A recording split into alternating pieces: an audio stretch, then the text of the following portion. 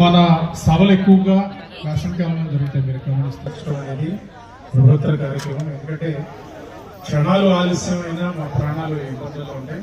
అటువంటి విపత్కర పరిస్థితుల్లో మన వాళ్ళ పేషెంట్లు తీసుకెళ్ళారు. అలాగే అమలాపురంలో కూడా చాలా ఇంపార్టెంట్ ఆ క్షణాల్లో వారిని వైద్య సహాయాన్ని అందించడం. ఇంకొక ముఖ్యమైనది ఏంటంటే మన సభ 4ంటికి ప్రారంభించుకున్నా 12 నుంచే సభకు వచ్చేస్తుంటారు. కావాల్సిన అవసరాలు చూడవలసిన బాధ్యత మన మీద ఉంది. ఈసారి చాలా ఎక్కువగా ఉంటుంది.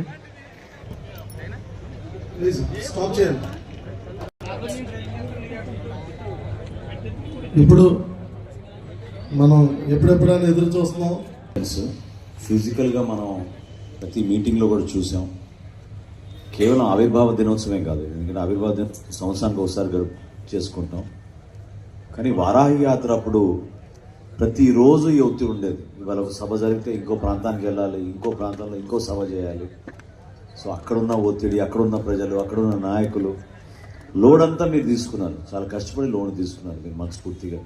సో వారాహి యాత్ర సక్సెస్ అన్నిటికన్నా ముందు ప్రజా పోరాట యాత్ర నుంచి మనం చేసిన ప్రతి కార్యక్రమంలో కూడా పోలీస్ వ్యవస్థ మనకి సహకరించకపోయినా నిలబడింది మన జన సైనికులు, మన వీర మహిళలు, మన వాలంటీర్ టీం. మనస్ఫూర్తిగా అభినందన. చాలా సందర్భాల్లో నేను ఈ మాట చెప్పాను. ఇప్పుడు మళ్ళీ చాలా తెలివిగా శివదత్ మళ్ళీ గుర్తు చేశాడు. మంగళగిరి పార్టీ ఆఫీస్లో మీ అందరితో ఒక మీటింగ్ పెట్టాలి పవన్ కళ్యాణ్ గారితో. కానీ ఖచ్చితంగా అది పెడదాం. సమయం దొరకలేదు మనకు ఆ విధంగా. ఎందుకంటే మీరు చేసిన సాక్రిఫైజెస్, మీరు ఇచ్చిన కమిట్మెంట్ మేము ఎవరం కూడా మర్చిపోలేము.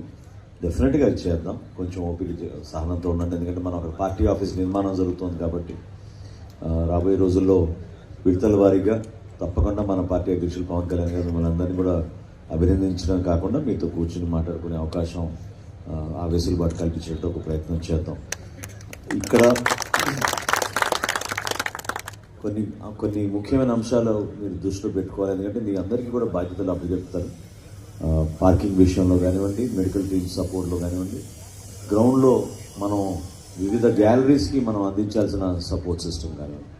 ఇంతకుముందే మనందరం కలిసి మాట్లాడుకున్నప్పుడు చెప్పాను, ఎప్పుడు ఊహించిన విధంగా మనకి ఇప్పుడు 1600 మంది పోలీస్ సిబ్బంది ఉంటారు. కాబట్టి మీరు ఫిజికల్గా దాని గురించి ప్రెషర్ పడాల్సిన అవసరం లేదు. అయితే మన వీర మహిళల్ని, మన నాయకుల్ని, మన జన సైనికులకి ఆ గౌరవం వచ్చేటట్టు, వాళ్ళకి ఎక్కడ ఇబ్బంది కలగకుండా, ఎవరైనా పొరపాటున దురుసుగా మాట్లాడినా, ఇబ్బంది పెట్టినా మీరు వాళ్ళని సరి చేసేటట్టు మీరు ఉండాలి. మీరు కూడా చేతికి లాఠీ ఉంది కదా అని మీరు కూడా దిగిపోకూడదు. ఇది నా పర్టికులర్ రెస్పాన్సిబిలిటీ. దీని వరకు నేను జాగ్రత్త చూసుకోవాలనేది పదే పదే మీరు ఆలోచించుకోవాలి. నేను నిన్న కూడా చెప్పాను, ఇవాళ మార్నింగ్ కూడా చెప్పాను, అందరికీ వాకీ టాకీస్ అనేవి ఉండవు. సో మీరు ఐ కాంటాక్ట్ మెయింటైన్ చేసుకోవాలి. మనతో పాటు ఇంకెవరు ఉన్నారు, అక్కడే ఉన్నారు, ఇక్కడే ఉన్నారు చూసుకుంటూ. ఇందాక హరిప్రసాద్ గారు చెప్పినట్టు అవసరమైతే మనం మెడికల్ ఫెసిలిటీ ఇవ్వడంలో ఎక్కడ కూడా 1 మినిట్ కూడా చాలా ప్రెషస్. సో అది మీరు రేపటి రోజున చేయండి. ఎస్పీ గారు రేపు 5ంటికి మీ అందరితో కూడా కూర్చుంటా అని చెప్పారు. అలాంగ్ విత్ వాళ్ళ బ్రీఫింగ్తో పాటు 1600 పోలీస్ సిబ్బంది, మీరు అందరు కలిసి ఒక బ్రీఫింగ్ ఎస్పీ గారు ఇస్తారు. దాన్ని మీరు ఖచ్చితంగా జాగ్రత్తగా ఆ పాయింట్స్ కొన్ని తీసుకుని మీరు చేయండి. వీర మహిళలు కూడా నేను రిక్వెస్ట్ చేసేది, మీ మహిళా విభాగం నుంచి మీరు రేపు ఉదయమే రావసరం లేదు, రేపు సాయంత్రానికి మీరు 4 o'clock కల్లా వస్తే సరిపోతుంది. అందరూ కూడా ఈలోపు పేపర్ వర్క్ చేయాలి. మీ నాయకుడు ఆయన ఏం చేయలేదు, పేర్లు కానీ ఫోన్ నెంబర్లు కానీ ఏమి అందించలేదు, అవి పూర్తి చేసుకోవాలి. మీరు ఒకటే ఆలోచించుకోండి, మీరు గర్వపడే విధంగా రాష్ట్ర ప్రజలు నిజంగా జనసేన పార్టీని అద్భుతంగా ఈ సభ నిర్వహించుకుందా అనే దానిపైన అది మీ చేతులపైనే ఉంటుంది.